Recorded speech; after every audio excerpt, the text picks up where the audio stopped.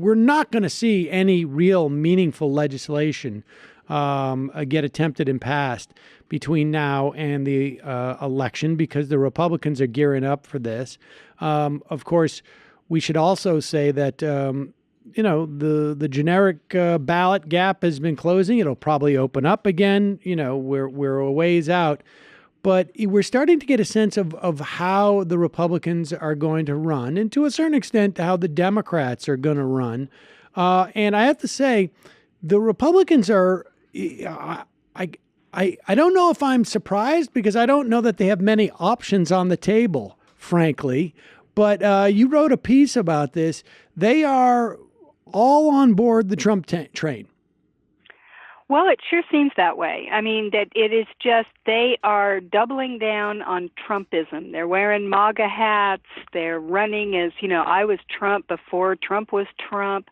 And I mean, this is true for Senate candidates and House candidates around the country. Now, we're still in primary season, so it's theoretically possible that the ones who are adopting this most vociferously will be defeated, and that will show some lesson to the others for the general election. Oh, my God. I would say that is absolutely not going to be the case. Me too. Right? I don't think that's going to be the case. I mean, I think, number one, I think it's highly likely that most of them are going to win, because the Trump base is, as crazy as he is. The Republican base is the Trump base. Yeah. I mean, the Republicans, the Republican Party. Right. There's there's no distinct set. And this is, and I have to say, I still get completely irritated by our news, broadly speaking, that this is not just taken for granted now. This is as if it's some type of interesting phenomenon. No, the Donald Trump won the Republican primary, and that was not a fluke. It was a function of who the Republican Party has become, broadly speaking, in terms of its base. And I guess the real question is, for instance, we should also say this week, Mitt Romney was running in Utah. He's running to fill Orrin Hatch's seat. He's running basically to become the nominee. There were 12 nominees who went to the Utah Republican state convention. You needed to get 60%. He did not get that in the first round. In the second round, he only got 49.15%. And there was an opponent who got 50.88% or something. The point being is that he didn't even come in first amongst these 12 people at the end of the day. Now, it may be as you get to the wider Republican population outside of the convention into an actual primary that he's going to win. But nevertheless, the closer you get to the activists and to the people who really hew closely to the, what you could call the institutional ballast of the party, they are Trumpistas. They're not, Romneyites, as if there's really a difference between Romney and Trump in a sort of a policy way. But even dispositionally, they're all in for Trump. And this seems to be sort of very much overlooked and still in the analysis of the Republican Party. But continue.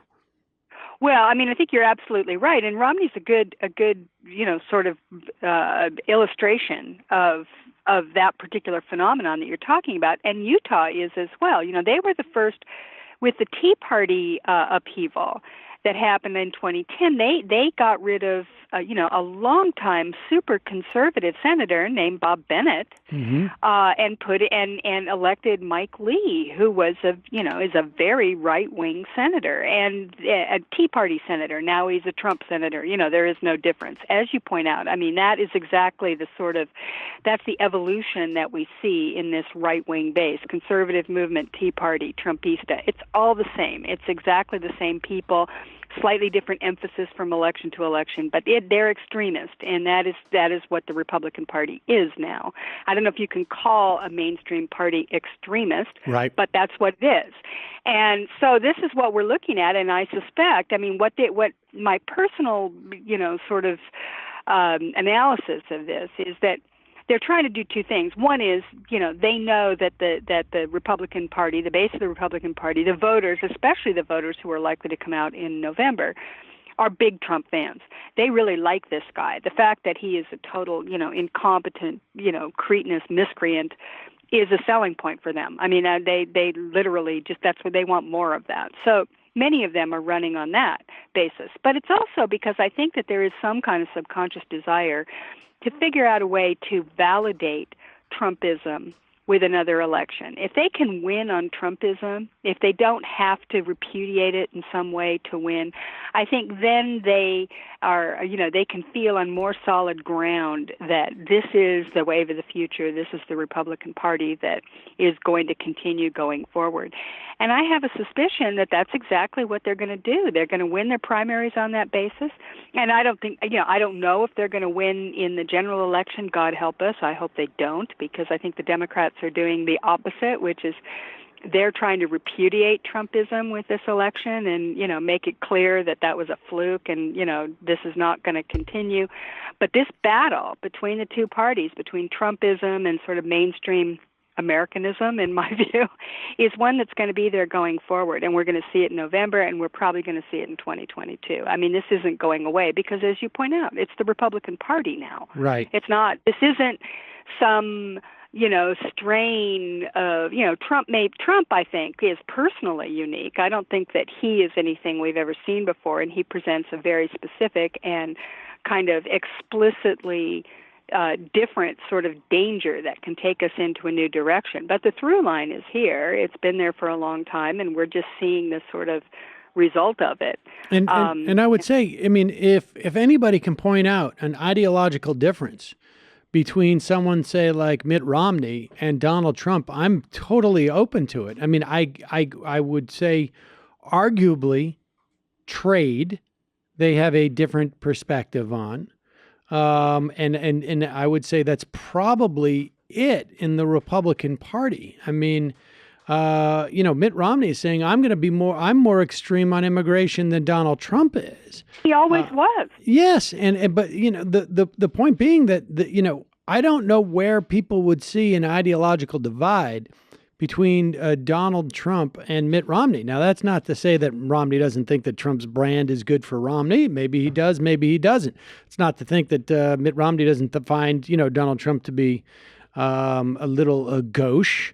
Mitt Romney's coming from, I'm sure in his mind, far a higher quality of money, if not quantity. But beyond that, beyond the sort of the personal affectations, from a policy standpoint, you could give Donald Trump a major hair transplant, and there wouldn't be a huge difference between the two. And so I don't know. It's fascinating to see this perspective that thank God Mitt Romney's running to the Senate, as if he's going to do anything any different than Rand Paul did. All right. Well, look, Heather, we got to take a break. I want to talk about some other stuff, but one of the things I want to ask your opinion on is this DNC suit, because it has been blasted by just about everyone that I have spoken to, and I'm curious on your take about this suit that has been filed by the Democratic National Committee against WikiLeaks, against the Trump campaign, and against the Russian government. And what's the point?